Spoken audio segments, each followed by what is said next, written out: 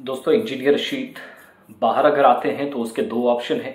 कानूनी चाराजोई मुकम्मल होगी या फिर उसका 50% हिस्सा मुकम्मल होगा और उसके बाद बाहर आएंगे, वो अवामी नुमाइंदगी कर सकेंगे। आप सब जानते हैं कि इंजीनियर रशीद जिन्होंने शुमाली कश्मीर से 4.5 लाख से ज़्यादा वोट लिए और इन वोट्स में 2,04,000 प्लस सिर्फ लीड थी, जहां पर उन्होंने अपने हरीफ को शिकस्त दी। नेशनल कॉन्फ्रेंस के नायब सदर, साबिक रुकन पार्लियामेंट, साबिक MLA बीरवा, साबिक वज़ीर आला जम्मू कश्मीर उमर अब्दुल्ला को उन्होंने 2,04,000 कुछ वोटों से हराया और ये तारीखी लीड थी, क्योंकि इतने वोट्स वैसे कभी पड़ते नहीं थे जितनी उन्होंने लीड ही हासिल कर ली है नॉर्दर्न बेल्ट के अंदर। फिर तीसरे नंबर पर वो शख्स जो कहता था मैं लिस्ट में नंबर 1 पे हूं, second space is for engineer Rashid and Umar will be on 3rd, but हुआ उल्टा। मैंने बार बार कहा कि शायद तज्जिया और तबसरा करना बड़ा आसान होता है, लेकिन ज़मीनी हक़ाइक़ को सामने रखकर बात की जानी चाहिए और इंजीनियर रशीद जीत गए। लेकिन अब बाहर आने का रास्ता क्या है? एक तरीका वो आजमा रहे हैं।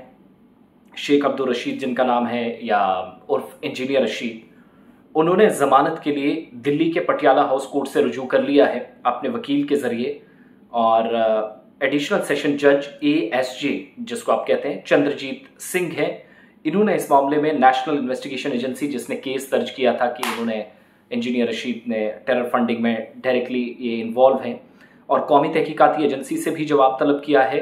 बार एंड बेंच की जानिब से भी इतला दी गई कि इस मामले की अगली समाअत जुमे को होगी, यानी फ्राइडे को होगी, और फ्राइडे जो आप जानते हैं आज है। इंजीनियर रशीद फिलहाल दिल्ली की तिहाड़ जेल में है और दहशतगर्दी के फंडिंग केस यानी मिल्टन 2 की फंडिंग या मुल्क के अंदर, रियासत के अंदर, साबिका रियासत मौजूदा UT के अंदर बिलखुसूस हालात ख़राब करने के इल्ज़ामात हैं और फंडिंग सरहद पार से आई मुबैना तौर पर, इस तरह के इल्ज़ामात हैं। और अनलॉफुल प्रिवेंशन एक्टिविटीज़ एक्ट, जिसको गैर कानूनी सरगर्मियों के रोकथाम एक्ट UAPA के तहत इन पर मुकदमा दर्ज हैं, इल्ज़ामात का सामना कर रहे हैं और उनके वकील हैं विकायत ओबराय। विकायत ओबराय की तरफ से जानकारी दी गई कि हल्फ उन्होंने उठाना है, ओथ लेनी है क्योंकि वो जीते हैं, और बाकी जो पार्लियामेंट का काम वगैरह होते हैं उसके लिए उन्होंने अबूरी जमानत हासिल की है, इंटरिम बेल के लिए उन्होंने अप्लाई किया है, या फिर ऐसा हो सकता है कि हिरासती पैरोल पर छोड़ा जा सकता है, जैसे गुरमीत राम रहीम को छोड़ा गया पिछले दिनों। और जेल में बंद ये जो लीडर है, इससे पहले कानून साज असेंबली के रुकन रहे, MLA रहे, 2008 से 2018 तक लंगेट से जीत कर आए थे। लोकसभा मुहिम का इंतजाम उनके बेटों अबरार रशीद और असरार रशीद ने किया, जो मैं बार बार अपने पिछले वीडियोस में बता चुका हूं। तो अब वो दिल्ली के पटियाला हाउस कोर्ट से रुजू कर चुके हैं। आज NIA की तरफ से जवाब आएगा, समाअत होगी, तो क्या रास्ता साफ हो पाएगा या नहीं, ये देखने वाली बात होगी। फिलहाल अदालत में वो इसलिए गए हैं कि एक तो वो ओथ ले पाए, पार्लियामेंट जा सके, और बाकी कामकाज हो।